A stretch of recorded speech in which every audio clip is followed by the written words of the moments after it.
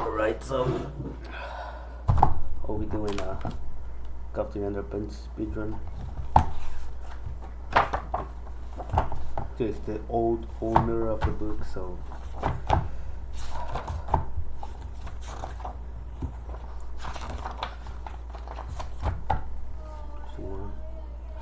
hi everybody and welcome to another one of our disastrous misadventures. Before we get started, check out this coming video to get the full scope of your series so far. George Howard presents a helpful thread about Captain Underpants, George Howard's comics prediction. Once upon a time there was a too cool kid to meet George Howard. With the man, me too. He had a mean old principal and him, Mr. Crapper. Hey, blah blah blah blah blah. One time, Mr. Crapper, George Howard, you have to be my hoarder. So take out a 3D hypno ring and hypnotize him. No way, you must have been us now. Okay. They made him think he was a superhero. You are no Captain Underpants. Yes, master. It was supposed to be a joke. Tra-la-la. We did go carry too far, window. And we'll fight crime now. Way too far. Hey, come back here, Bob. Tra-la-la. Then one day he got attacked by a dandelion. Help! Don't you hate it when that happens? So George stole some superpower joys from a UFO. Oh gee, and gave it to him. Down the hatch, SPJ. Look. Suddenly, he got superpowers. Hey, I can fly now. I rule. Oh, great. Bomber. Nowadays, whenever Mr. Club hears anybody snap their fingers, snap. He turns into, woo. Tra-la-la. Oh no, not again. The only way you can stop him is if you pour water on his head. What the? Then he turns back into Mr. Crab. Hey, what's the big idea, Bubs? So whatever you do, don't snap your fingers around Mr. Crab, okay? The end. Chapter 1, George and Harold. This is George Barrett and Harold Hitchens. George is the kid on the left with the tie and the flat top. Harold is the one on the right with the t-shirt and bad haircut. Remember that now. This is what your friends to use in the toilet. George and Harold's grades in school were much like whales in the oceans. They rarely rose about sea level. Please watch your hands for the toilet. They open the slit neatly, however. He's the kid down there with the bow tie and the glasses. Always got a straight A's because my boy was academically gifted. People used to see him he was a lot smarter than George and Harold, but that wasn't true. I'm not skipping any changes, right? No, I'm not. You see, George and Harold were every bit as smart as the straight A students, but in a different way, in a way that couldn't be measured by quizzes or worksheets. Please wash your hands in the toilet. Maybe George and Harold couldn't spell very well or remember the multiplication tables. Perhaps their grammar wasn't no good neither. But when it came to saving the terrible police from the nasty forces of unrelenting evil, there was nobody better than George Barrett Harold Hitchens. Just watch your hands in the toilet. It's a good thing that George and Harold were smart enough to get themselves out of trouble, because their silliness was always getting them into trouble. In fact, one time he got them into a really snotty situation, but before I can tell you his story, I have to tell you this history. Chapter 2, Squishies, Part 1.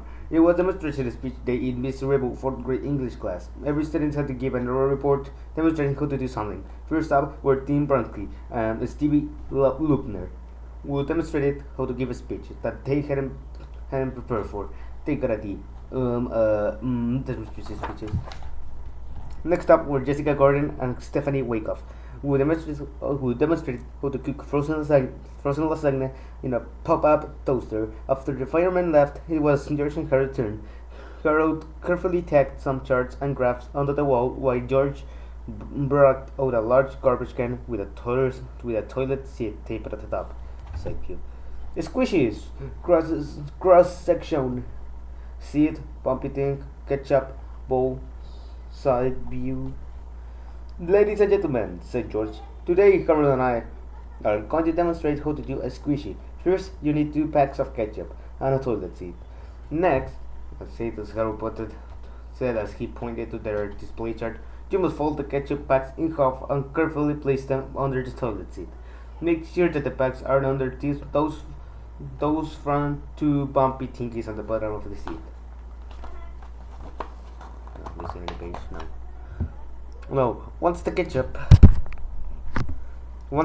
packs are in the place, said Harold, all you have to do is wait for somebody to sit down on the toilet seat.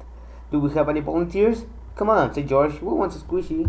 Although nobody in the class wanted to sit on the toilet seat, everybody wanted to see what would happen if somebody actually did. So George got one side of the toilet of the toilet seat, and Harold grasped the other, and together they pushed down. Splat! Splat! Splat! Everyone in class was thrilled, except for two kids sitting directly in front of the toilet seat, who were somewhat less than thrilled. Hooray for squishies! The children shouted. Now, normally, George and Harold teacher, Miss Ribble, would have been very angry about this particular demonstration speech. She would have yelled on and on about imitable behavior and how it's not nice to spray ketchup into people's underwear, but Miss Ribble had changed quite a bit since the last book. And now she was all about fun. Come on, kids, shouted Miss Ribble. Let's all run to the cafeteria and grab some ketchup bags. Squishies for everybody! Hooray! Cried the children as they bolted on their seats and dashed toward the classroom door. Not so fast, shouted Melvin Sniddy, who stood blocking the door with his arms spread defiantly. You guys are so immature. Chapter 3, The Combinatron 2000. Melvin Snidley, the school brainiac, was not able to let anybody leave the classroom until he had given his demonstration speech. We still have 15 minutes left before lunch, said Melvin, and that's just enough time for me to demonstrate my new invention, the Combinatron 2000 trademark. Oh man, went Melvin's classmates. The children snapped back into their seats while Melvin pushed a plastic rolling cart in the front of the classroom. On top of the car were a hamster, a small robot which Melvin had built himself, and a strange-looking contraption shaped like an ice cream cone. Today, said Melvin, I would demonstrate how to turn an ordinary hamster into your very own bionic cyber slave. Melvin placed his pet hamster, Sulu, at one end of the cart, and his tiny homemade robot at the other end. I shall now combine this ordinary hamster with this tiny robot using the Combinatron 2000. Melvin picked up the Combinatron 2000 and turned it on. A high-pitched tone pierced the classroom air, getting higher and higher in frequency as the machine charged to full power. Melvin typed some last-minute calculation onto the keyboard on the side of the Combinatron 2000 as its laser extractor warmed up. Suddenly, two streaks of red glowing light flashed into Zulu at the tiny robot. The Combinatron 2000 began assimilating information to the two elements it was about to combine. Don't worry, kids, said Melvin. This procedure is totally painless. Zulu won't feel a thing. Finally, a computerized voice started the countdown. Combining two elements in 5 seconds, combining two elements in 4 seconds, combining two elements in 3 seconds, combining two elements in 2 seconds, combining two elements in 1 second. Blast! A burst of brilliant white light shot out of the Combinatron 2000 and formed a ball of energy between Zulu and the tiny robot. The hamster and the robot began to slide closer and closer until they disappeared into the energy ball. The smell of burnt matches and pickle relish filled the air as hot blast of electric wine knocked books out of the shelves and sent papers flying. Suddenly, there was a blinding flash of light, a quick puff of smoke, and it was all over. Melvin pulled out his goggles.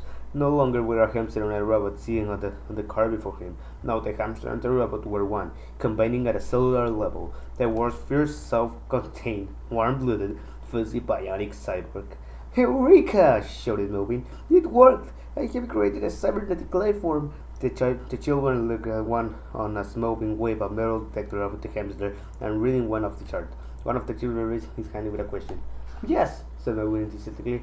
Can we go to the lunchroom and get our ketchup back now? But no! Screamed Melvin.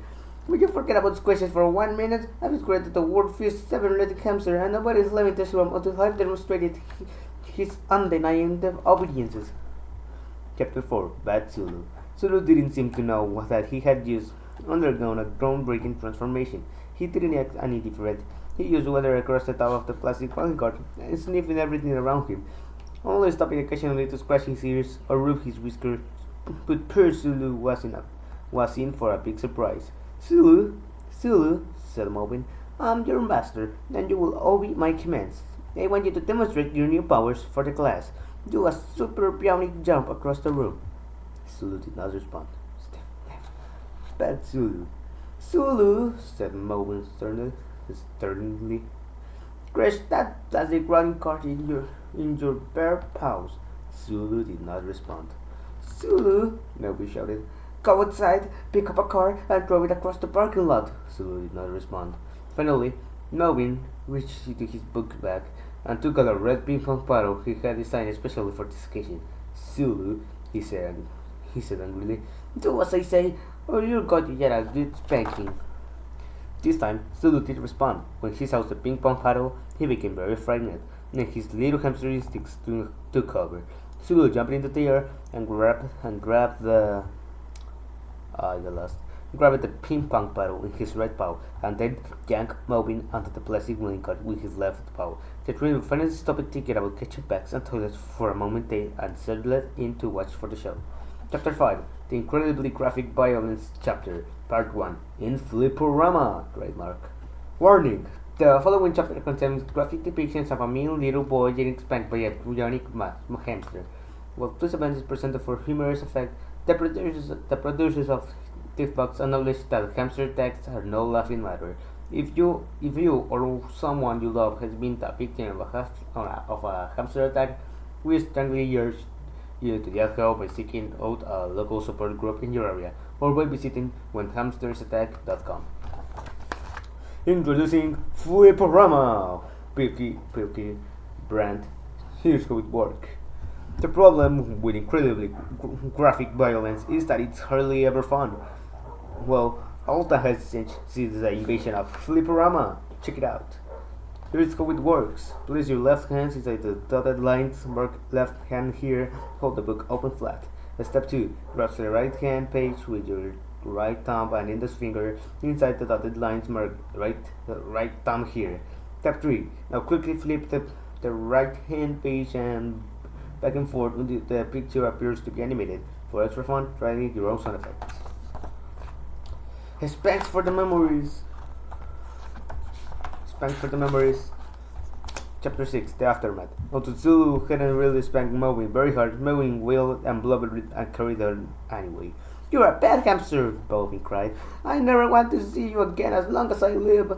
Melvin ran out of the classroom sobbing. The rest of this class, including Miss Rebel, followed him out loudly and chanting, Squishy, squishy, squishy. But George and Harold stayed behind to comfort the forgotten hamster. Don't feel bad, Sue, said George. Melvin is a real meanie. Yeah, said Harold. Do you want to come home with us? You can live up in our treehouse. Sue jumped into Harold's arms and gave him a hug. Then he jumped into George's arms and hugged him too. I think we just adopted a bionic hamster, said Harold. So George took their new paws into his shirt pocket, and the three friends went off to lunch. Chapter 7, Mr. Crab. About that very same time, the school principal, Mr. Crab, came marching into the office in a particularly full mood. He stood beside Miss Antrop's desk, huffing and puffing. Where's my coffee, Edith? He shouted. Get it yourself, Tommy, Miss Anthrop shouted back. I don't need your lip today, woman, Miss Crab growled. I just want my coffee, and I want it now. Well, get me a cup, too, while you're at it, Miss Anthrop growled back. Ugh! Screamed Mr. Crab in frustration as he grabbed the newspaper and headed for the faculty restroom. Miss Rebel was still beside the restroom door, smiling and trying very hard not to laugh. The faculty restroom. What are you looking at? Mr. Crab snarled and skipped his way past Miss Rebel and slammed the restroom door behind him. Inside the restroom, he could hear the faint sound of a bell buckle jingling, a zipper and zipping, and some clubs rustling, and finally, Splat! Splat! What the? Screamed Mr. Crab from the inside of the restroom. I've got ketchup in my underwear! Faculty room. In a few moments, the door of the faculty restroom flew open. I've got to get George and Harold for this, Mr. Crab screamed. They didn't do it! Laughed Miss Rebel. I did! It's called a squishy! It's the latest fad! Yeah, right, very funny, said Mr. Crab. Now where are those two kids? I just know they're responsible. As Mr. Crab headed for the cafeteria, he noticed that he was the only person to fall to the three squishes out of the hallway. Angry Fist, second, third, fifth, and sixth grader were complaining about ketchup stains on their pants, socks, legs, and underwear. Mr. Crab stormed into the cafeteria and headed for the fourth graders' table. George and Harold, shouted Mr. Crab. I got ketchup in my underwear because of you, and some do half the kids in this school. We didn't do it, said Carlo. Yeah, said a few of the other fourth graders. George and Carlo are innocent. Oh, no, they're not, said a voice from the other end of the table. It was Melvin Sneedley. Besides being the school brainiac, Melvin was also famous for being the school tattletale. George and Carol taught everybody a trick today, where you put ketchup packs under a toilet seat and make it spray on people's legs. Melvin reported proudly. Thank you, Melvin, said Mr. Grubb. He turned to George and Harold and pointed at the cafeteria door. Mr. Bird and Mr. Hutchins, halt! Chapter 8. The comet is mightier than a speedball. George and Harold were sent straight to the detention room. Man, said Harold, maybe is such a telltale. Someone how to teach him a lesson. We're just the guy to do it, said George. Detention. So George and Harold created in all new comic books, featuring everybody's favorite turtle-telling, Minnie, moving neatly. When they were done, the two boys sneaked out of the detention room to run off copies of their latest work and supplement the hallway. The new comic book was a great success. Everybody loved it. Well, everybody but Melvin Sneedley. I should say, as Melvin walked to his last class of the day, he noticed small groups of students in the hallway, reading comics together and giggling. Normally, this was enough to make Melvin run straight to the principal's office and tell everybody for the supervised reading, which was strictly forbidden. But today, Melvin noticed something strange. The comic readers were pointing and laughing at him. What? Said Melvin. Oh wait, yeah, said Melvin. What's wrong? What are you guys laughing at? Melvin looked around the hallway desperately. Everybody was laughing, everybody was pointing, and it was driving Melvin crazy. He marched over to a group of second graders, grabbed the comic book out of their hands, and looked at the cover. Melvin was furious. You guys are so immature, shrieked Melvin. He quickly darted off to read the comic in peace. But everywhere he ran, he came across more pointing and more laughing. Finally, Melvin thought of one place he would read the comic in private. He went into the boys' bedroom, locked himself in one of the stalls, and sat down to read. Splat! Splat! As Melvin started reading, his legs dripping with ketchup, he became angrier and angrier. I'm gonna get George and Harold. Well, I'm gonna get George and Harold, Melvin vowed. Chapter 9. Captain Underpants and the Terrifying Tale of the Tattletron 2000. Duh! By George Bear and Hal Hutchins. Captain Underpants and the Terrifying Tale of the Tattletron 2000 by George Bear and Hal Hutchins. Once upon a time, there was a dumb kid named Melvin who was a big tattletale. I'm telling, keep off the grass. Everywhere he went, he caused grief and misery. I'm telling, no skateboarding. Until one day, bang, crash, I'm telling. Hey cops, that guy just robbed the bank. Gee, thanks, kid. You are under arrest. Hey kid, you solved the crime of the century. And so, daily news, dumb kid is a hero. Everybody loves Melvin. Melvin had become so popular that he decided to run for mayor. Vote for a hero, vote for Melvin for mayor, confetti, Melvin for mayor. I'm telling.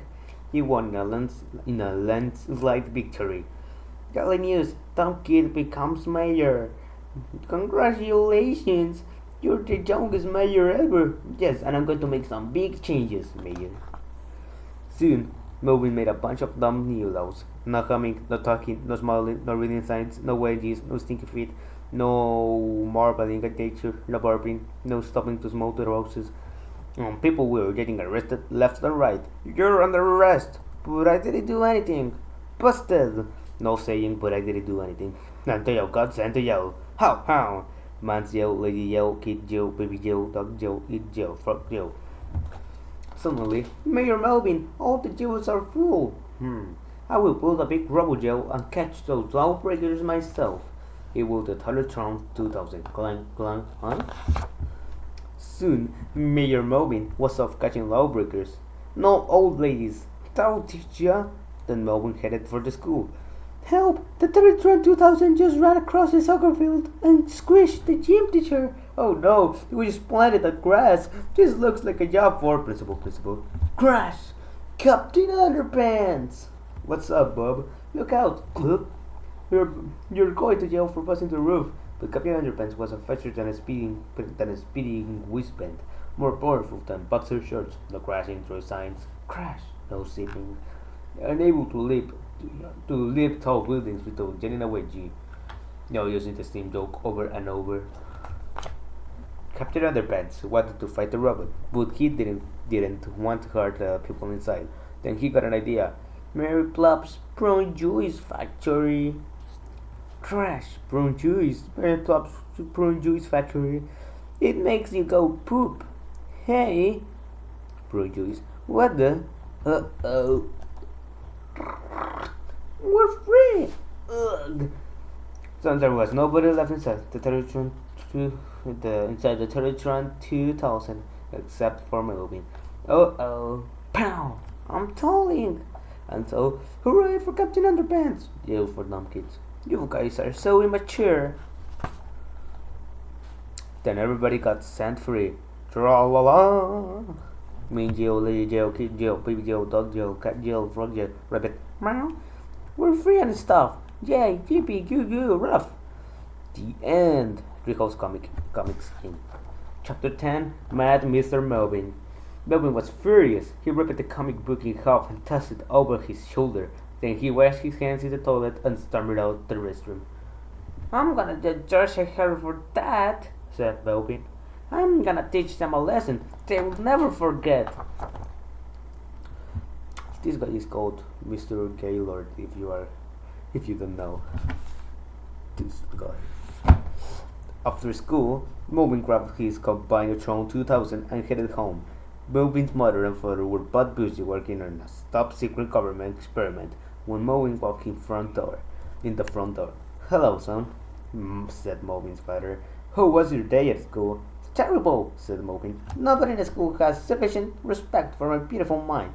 Those dull-witted, lame-brained, gum-chewing idiots are more impressed with comic books than they are with the wonders of science. But I shall teach them. I shall teach them all. Ha ha ha ha ha. That's nice, honey, said Melvin's mom. Pop Rock's coke. Melvin marched up to his room to begin building a brand new superpowered robot. But when he opened his bedroom door, he saw the family pet cat, Dandurella, sleeping quietly on his bed. Hey! Melvin screamed. What are you doing in my room, you stupid cat? You know I'm allergic to you too. No, get out and achoo! Stay out! After a few hours, Melvin had built his newest and most powerful robot ever, which had 3 sets of interchangeable laser eyeballs, macro hydraulic jumpatronic legs, super sumco-blading automo arms, and extendable octocloud ribcage. Was powered by 3 separate twin-turbo 9000 SP5 Kung Fu titanium lithium alloy processors, which were all built into a virtually indestructible flexochromonic endoskeleton that had the power to punch through cinder blocks, crush steel in its vice-like grasp, and plow mercilessly through poorly written run-on sentences. It could also slice bagels. You know what's funny? I'm also sick. That'll do the trick, said Melvin, wiping his nose on a tissue. No, all I have to do is Achoo! Combine my body with this bionic robot and I shall be the most powerful boy Achoo! Ever lived. Chapter 11. Melvin's Fantasy. As Melvin set up the Combinatron 2000 and made the proper adjustments, he imagined what his life would be like as the world's first bionic boy. He imagined himself walking into school the next day, his arms swinging confidently as he scratched through the classroom wall. The girls will soon as Melvin talk for hours about the amazing world of science. Miss Rebel will probably let Melvin sit at her desk from now on, because Melvin's new bonds of steel will be too massive to fit into an ordinary children's chair.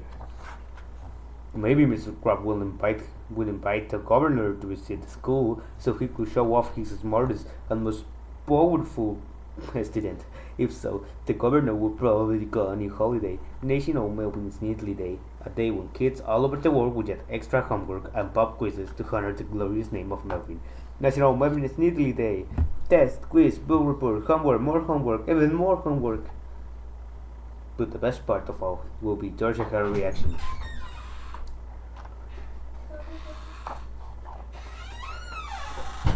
Uh, so they would be so terrified by Melvin's incredible size and strength, they dropped to their knees and begged if they agreed to be his slaves for all eternity.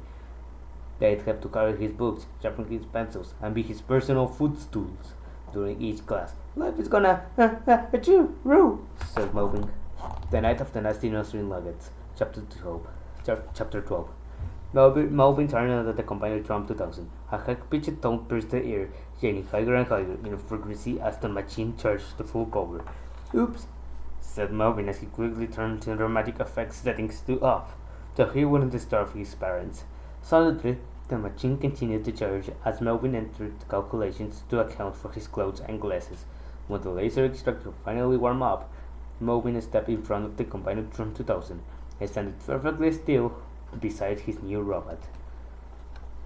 Suddenly, two streaks of red glowing light flashed onto Melvin and the robot as the combiner drum 2000 began assimilating information onto the two elements it was about to combine. Finally, a computerized voice started the countdown. Combining two elements in 5 seconds, Melvin stood perfectly still. Combining two elements in 4 seconds, Melvin's nose began to twitch. Whew! Combining two elements in 3 seconds, suddenly Melvin felt an uncontrollable urge. He cupped his hands over his mouth and nose as his eyes squeezed closed involuntarily. Combining two elements in 2 seconds. Achoo! Achoo! Melvin looked down into his hands, which were now glistening with mucus and crusty chunks with semi-dried booklets. Instantly, the combiner drum 2000 began to recalculate the elements in its laser sights. Combining 3 elements in 1 second. 3 elements? Melvin screamed in horror. What's the third element? Quickly, Melvin's eyes darted around the room, searching for any new element that might have accidentally made its way to the sides of the laser ejector. What's the third element? He screamed again. Then he looked down into his crusty, ripping, blank-filled hands. Uh-oh, said Melvin as a blinding burst of white light enveloped him. Blast! Chapter 13. The next day. The next day, Melvin didn't show up for school on time. Nobody really seemed to notice, because all the children were excited about the show and tell. Almost everyone had brought in really lame stuff like books or awards, but George and Harold had something that was totally cool. Everybody remembers Zulu from yesterday, right? Said George. Well, we took him home to live with us in our treehouse, and we taught him the greatest trick, said Harold. The two boys carried Zulu over to the classroom window and opened it up. Harold pulled a large watermelon out of his book bag and showed it to Zulu. Okay, Zulu, said George, show everybody your new trick. In one swift motion, Zulu placed his mouth under the watermelon and shoved the entire thing into his left cheek. The 4th grade were stunned. No, said Harold. That's not a trick. The trick is what happens next. Zulu looked out of the window and eyed a dead tree at the far end of the empty playground. Zulu began to chew up the watermelon, then puckered his tiny hamster lips and spit.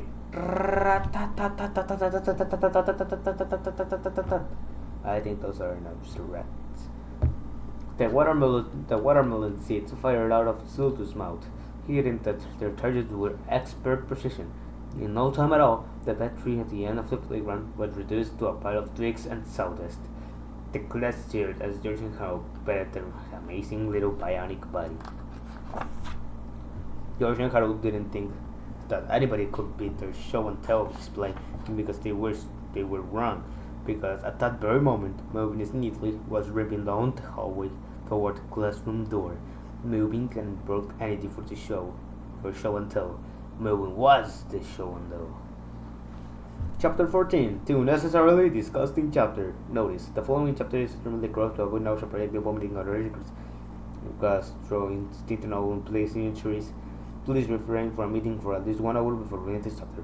You won't want to eat just reading it. Let me show you. Okay, it's been half an hour now. All of the 4th graders were cheering and petting Zulu as the classroom doors slowly opened. A greenish, glistening behemoth entered the room. filling the air with the sounds of grinding metal gears and wet, gooey, bursting bubbles. Some of the gears screamed, some of the boys did too. "You guys are so immature," said the horrible beast. At once, the trainer recognized the terrifying creature that stood before them. "Melvin!" they cried. "Yes, it's me!" Kirk let the wet, jiggling monster angrily. His eyes and nose were dripping with warm, greenish gutter like mucus. His robotic arms were caked with massive gloves of crisp, shimmering snot, and as turned close to the classroom door behind him, a part of his head came off on the door knob. It oozed slowly down the door, leaving behind a chunky trail of moist excretion. Melvin squeezed and slashed as he jiggled over to his chair. Each gooey footstep coated the floor with foamy trail of slime, and everything he touched became wet and encrusted with warm, bubbling, slimy phlegm. When Melvin sat down, generous helpings of greenish pudding-like goo slowly dribbled down the chair, collecting into creamy gelatinous puddles beneath him. The puddles themselves were slightly transparent and speckled with thick, shimmering nose hairs and dark red chunks of coagulated blood, which are right already, yelled George to the narrator. "Enough with the descriptions. You're making us all sick." "Thank you, George," said Miss Ribble. "Now, maybe, why don't you tell us what happened to you? Tell us all what happened to you." "Well," said Melvin, "I tried to combine myself with a bionic robot last night, but I accidentally sneezed at the last second. "So you got combined with a robot and boogers?" asked George. "Yeah," said Melvin, "but don't worry, I'm building a Separatron 1000, which will reverse the effects and turn me back into a boy again. Oh, it'll just take 6 months to finish." "6 months?" said Harold. "Hey, cellular separation is a highly complex procedure. It takes time. You should try to take the bacteria out of that combinal thingy and put them in backward," suggested George. "That might reverse the effect."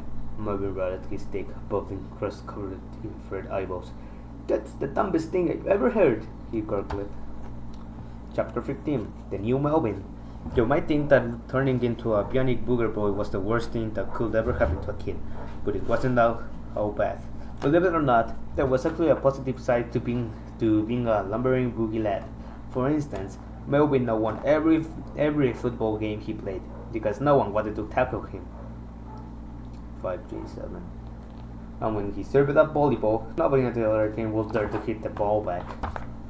Besides, being the school's new sports star, there were other pairs too. Melvin never had to wait in line at the drinking fountain anymore. No, he got his own personal drinking fountain because, well, what would you use a drinking fountain after a bionic booger boy had globbered all over it? I didn't think so. All of the special attention that Melvin was received made some of the other kids a little jealous, but not George and Harold, considering the many evil villains that George and Harold had been battling all year. The two boys were just grateful that Melvin had turned himself into a gigantic, terrifying beast with plans to destroy the earth. How fun. "It could be a lot worse," said Harold. "At least Melvin's not a terrifying evil villain." "Yeah, you're right," said George. "I can't think of anything that could turn Melvin into a terrifying evil villain." Chapter 16. The Cold and the Flu Season. Soon it was autumn. I don't know how to pronounce that. Autumn. And the new season brought with it many changes. Crisp, chilly air, early morning frost, and bright, colorful leaves. But with the beauty of autumn came another change that wasn't quite so welcome: the cold and flu season. All through Jerome Horwitz Elementary School, people were getting sick. The hallways were filled with runny noses, sneezing mouths, and chilled bodies. Sniff, achoo, sniff, sniff, sniff, achoo. And unfortunately, one of those noses, mouths, and bodies belonged to Melvin Sneedley. Every time Melvin sneezed, dozens of tiny driblets shot out of his mouth, sputtering the chalkboard with a thin layer of foamy, glistening, gunky green, tapioca-like mucus. "Don't forget to cover your mouth, Melvin, dear," said Miss Ribble. "Oh, sorry," said Melvin. "Sorry." He put his hands over his mouth and sneezed again, This time, the explosion of air surrounding his stifled sneeze blew off large, wet globs of his body, which spread over the entire classroom. It was it was as if somebody set off a giant firecracker inside a bucket of green paint. The warm, the warm smelly goo smacked into people's hair and splattered onto their clothes and seemed to drench every square inch of the room. That's gross. On second thought, Mary, said Miss Ribble, don't cover your mouth next time. No, who wants a cookie? Chapter 17, The Field Trip. The next day, for some strange reason, Miss Ribble was so sick with a cold. Mr. Crab was filling it as the substitute teacher, and as usual, he was very angry. What the heck is going on in this room? He yelled. What's with all the raincoats and umbrellas? Then Melvin sneezed. A few moments later, Mr. Crab returned to the classroom with a fresh clothes, a raincoat, and an umbrella. All right, everybody, he shouted. Today is field trip day. Miss Santhrop and I are taking you all to Snotty Porous Tissue Factory to see how blow rats are made. The word tissue made Melvin jump. No! He cried in a panic. Me no like tissues. An eerie silence fell over the classroom. Everybody looked at Melvin in shock. Did Melvin just say me no like tissues? Asked Harold. Yeah, said George. I never heard him misuse an objective pronoun before. What does he think he is? Frankenstein? Chapter 18. Things Yet Bad. In a few hours, the fourth graders were all packing into a hot, stinky factory listening to a boring speech about cold trees or turning into tissues or something like that. Nobody was paying attention, really, except for Melvin Sneedley, who was terrified. His whole body shook and shimmered as the tour took them down to the narrow walkways of the noisy industrial plant. Snotty Bros, a division of Snotco, danger, boring tour ahead.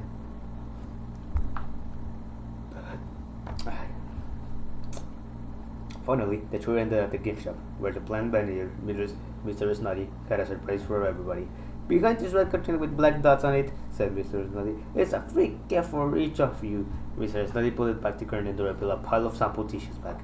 Help yourselves, said Mr. Snotty. There's enough for everybody. No, screamed Moby. Me don't like tissues. No, don't be silly, said Mr. Snotty. Everybody loves tissues, and our tissues are extra absorbent. They really have to wipe out the plant while the mug is. No, screamed Melvin again. Tissues is bad magic. Nonsense, laughed Mr. Snotty. He tossed a couple of sample tissue packs at Melvin. Here you go, young man, he said. Enjoy. The tissue packs flipped through the air and snuck into Melvin's bag. Melvin screamed. His eyes began to glow green as he beat his chest in anger. Suddenly, Melvin's shoulders started to bubble. His chest expanded. The flakes grew monic, still in Melvin's in the skeleton, flexed and grew. His neck and head whitened, and his body swelled to a weight of 13 feet.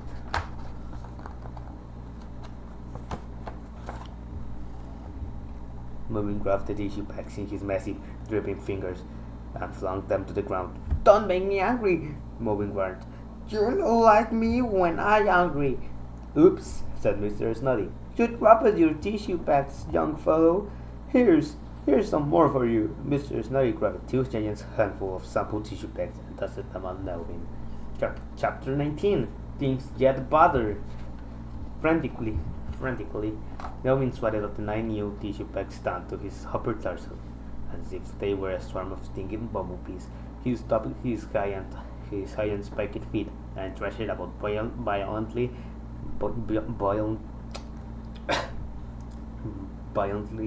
as his hulking body doubled, then tripled in size. Melvin kicked and punched the walls of the gift shop as he let out a terrifying, blood-curdling cry. There's no need to cry, little man, said Mr. Snotty. Here, have some more tissues to dry those tears. He dotted several more sample tissues packs at Melvin. As you might have noticed by now, Mr. Snotty wasn't exactly the brightest bulb of the Hanukkah tree. What happened next could only be described as chaos. Once again, Melvin's massive body tripled in size. By now, Melvin was rolling and kicking and knocking over a giant machine. Children screaming and ran. Mr. Snotty thought it might help matters if he could give Melvin more dishes, but before he could, a drop of mucus, the size of a bottle, dripped from Melvin's massive nose. and splashed it down on Mr. Snotty, gluing him on the floor. Splat! George and Harold hid behind the red curtain with black dots on it as Melvin crashed through the roof of the factory. Ear-piercing groans below out of this gigantic oozing mouth as he kicked down the walls of the factory and dust heavy machineries into the parking lot. Mr. Crab and Miss Anthrop tried their best to get the situation under control, but they weren't having much luck. Hey Bob, shouted Mr. Crab, I had just about enough of your shenanigans. You're gonna be spending the afternoon in detention if you don't settle down, young man, shouted Mr. Anthrop. Suddenly, Melvin reached down and grabbed Miss Anthrop in his massive metal fist. Help me, she screamed. Somebody save me. Said Mr. Crab nervously. I'll go get some help. Mr. Crab ran and hid with George and Harold behind the red curtain with black dots on it. Hey, I told you we're going to go get some help, said Harold. Well, not today, said Mr. Crab. You know, said George, there's only one person who will help us, who can't help Miss Anthrop now. Who's that? Asked Mr. Crab. Chapter 20. Captain Underpants. That's good. As much as George and Carl hated to do it, they decided that it was time to send in Captain Underpants to save the day. George snapped his fingers. Suddenly, the terror and panic that Mr. Crab had been experiencing completely vanished. Snap!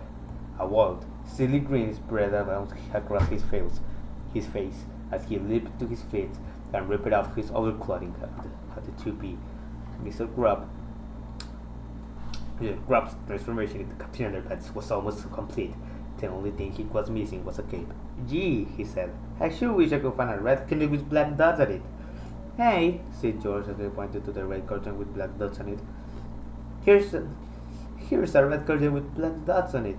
What remarkably unexpected coincidence, said Captain Underpants as he grabbed the latest in a series of convoluted plot devices and tied it around his neck. By this time, Melvin had stomped his way out of the factory and into the downtown area, leaving behind a twisted path of mucus-coated destruction. Captain Underpants flew into the air, following the trail of terror until he was face to face with the snot-spewing sidewalk. I order you to stop, said Captain Underpants in the name of all that is pressure and guttery. Melvin did not listen. Captain Underpants had no choice but to fight the booger behemoth. Good. But first, he needed to save Miss Anthrop. Quickly, our hero flew to its side, grabbed her hands, and pulled it firmly. The slimy flag that covered Melvin's gigantic fist was strong and gluey, but it was no match for the wedge power. Captain Underpants pulled and pulled until Miss Anthrop became completely dislodged with a noisy, wet, disgusting sound. Now, please feel free to make the noisy, wet, disgusting sound of your choice to emphasize the intense drama of this gripping paragraph. I'm free! Cried Mr. Anthrop. Let's get the heck out of here! Suddenly, the bionic booger boy reached down and grabbed Captain Underpants by the cape. The monster held on tightly with his gigantic, gooey, robotic fingers. Hack! Cried Captain Underpants. He's got my cape! He's got my cape! Well, you don't tie it! Screamed Miss Anthrop. Let's go! But we can't fight crime without my cape! Cried Captain Underpants. Forget your stupid cape! Said screaming. You saved me, you idiot! Chapter 21. You can have your cape and edit, too. And as anybody would tell you, no superhero is complete without a cape. I mean, without a cape, a superhero is just a guy wearing fancy underwear, or in this case, not so fancy underwear. But Captain Underpants knew what he had to be done. He reached out with his free hand and courageously untied his cape, valiantly sacrificing his aesthetic integrity to save the life of a mere mortal being. Captain Underpants and Miss Anthrop were now free, but they weren't safe yet. The bionic booger boy swung out of here with all his might. Captain Underpants, with Aaron Melvin's frantic flinging fist as he tried to find a safe place to land. Suddenly, Captain Underpants, 100%, cut on powered vision, spotted George and Harold miles away. With lightning speed, he flew down to meet the boys. George and Harold, said Captain Underpants, you got to keep this woman safe while I destroy that robotic slime ball. Okay, said Harold, but hurry up, here he comes. Wait, cried Miss Anthrop. I didn't get a chance to say thank you. She turned and kissed Captain Underpants all over his face with wet, drooly smooches. Thank you, thank you, thank you, she says between each sloppy kiss. Blech. Jack, said Harold. I sure hope she doesn't thank us, said George. When Miss Anthrop had finished slobbering all over Captain Underpants' face, she gave him a great big hug for good luck. Now go get him, tiger, she said coyly, but Captain Underpants didn't move. He just stood there standing blankly into space. Off in the distance, George and Harold could hear the bionic booger boy approaching. Each thundering footstep brought the horrible beast closer and closer, until at last he stood towering above them, painting heavily and dripping profanely. Miss Anthrop screamed and ran away. Hurry up, Captain Underpants, cried Harold. Do something. Yeah, cried George. Kick his hiney. Kick his hiney. But Captain Underpants didn't move. He didn't fight. He didn't fly. He didn't kick anybody's hiney. In fact, the only thing he did was get very, very angry. What the heck is going on here, Bobs? He screamed. And why am I standing here in my underwear? George and Harold didn't like the sound of that. Chapter 22. Welcome back, Cropper. If you read the comic on page 7 of this novel, then you know what happens whenever Captain Underpants gets blood on his head. Unfortunately, Miss Anthrop's wet, slobbery kisses had produced the same effect. Captain Underpants had been turned back into Mr. Crab, and now he was about to be turned into lunch. Snap, snap, snap, snap, snap, snap, snap. Quickly, George and Harold began frantically snapping their fingers. Snap, snap, snap, snap, snap. Again and again they snapped, but Mr. Crab's face was still slimy and wet with gooey kiss juice, and the snaps were having no effect at all. The mighty Marcus monster shoved Mr. Krabs into his gummy mouth and swallowed him whole. And then he came off to George and Harold. Help! Screamed George. We're doomed! Screamed Harold. Chapter 33. Sulu saves the day. Halfway across the city, a plucky little hamster with bionic ears heard the terrified cries of his two best pals. Quickly, Sulu jumped out of his exercise wheel and crashed through the side of his plastic cage. Then, with a mighty leap, he bounded out from the window of George and Harold's treehouse. At that very moment, Melvin was dangling George and Harold high up from his mouth. How, how, laughed the bionic booger boy. We got you at last. Well, goodbye, Harold, said George. See you later, pal, said Harold. It was fun while it lasted. Finally, Melvin let go of George and Harold. The two boys screamed as they fell face first into the gooey gaping mouth of the swoosh. The next thing George and Harold knew, they were flying sideways at an incredible speed. Everything around them was a blur of motion, except for the size of their little buddy, Sulu, who had literally grabbed them from the murky mouth of death at the very last seconds. Get up, boys! Cried George. Hooray for Sulu! Cried Harold. Sulu set George and Harold down on the roof of the distant building, and then returned to the scene of the crime. He grabbed a few oversized novelty items from the tops of some warehouses and turned to face his mortal enemy. The Cane Warehouse, Boxing Glove City, the Denture Emporium.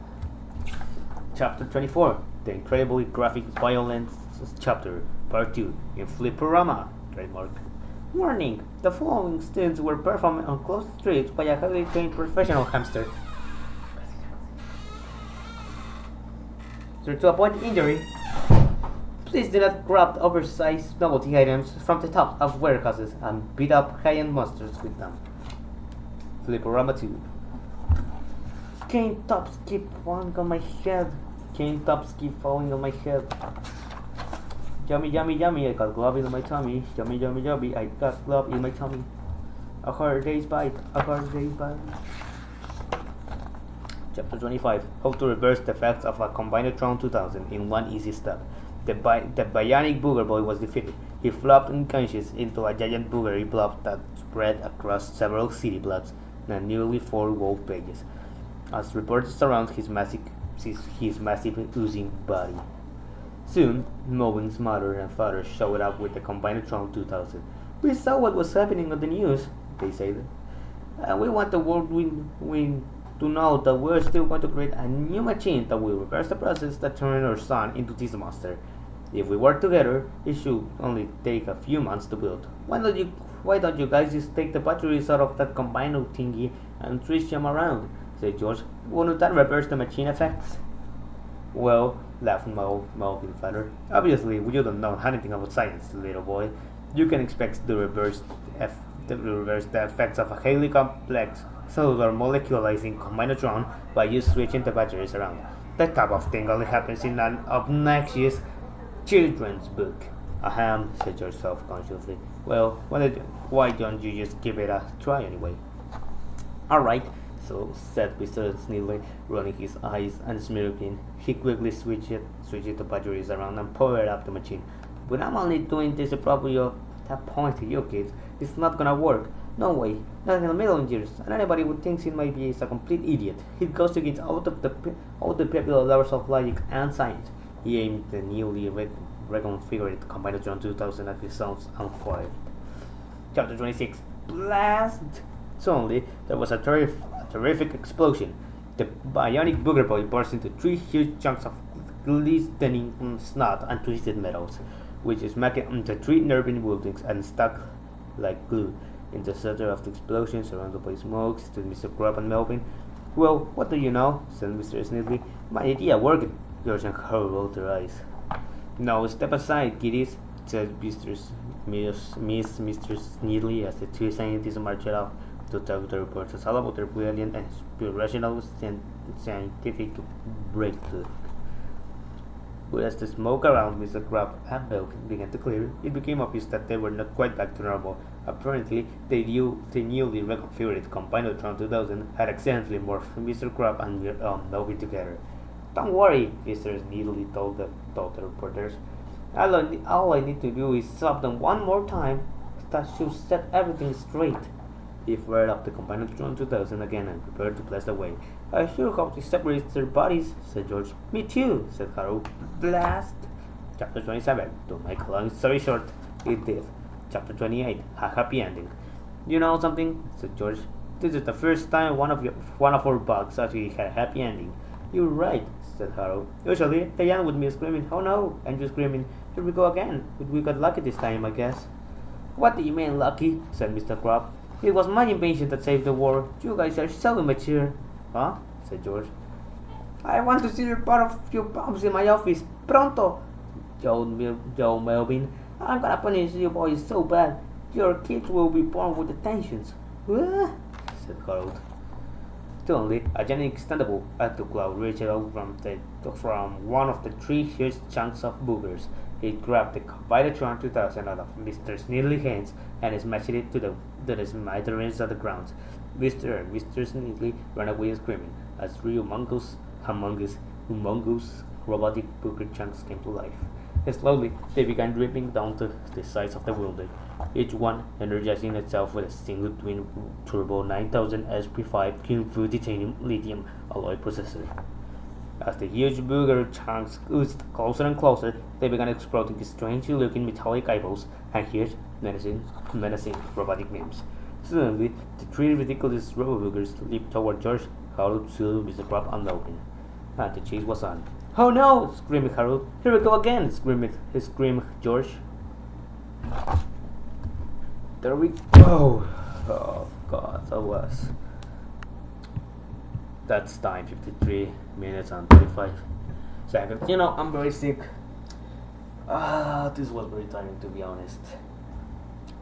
Ugly Mario.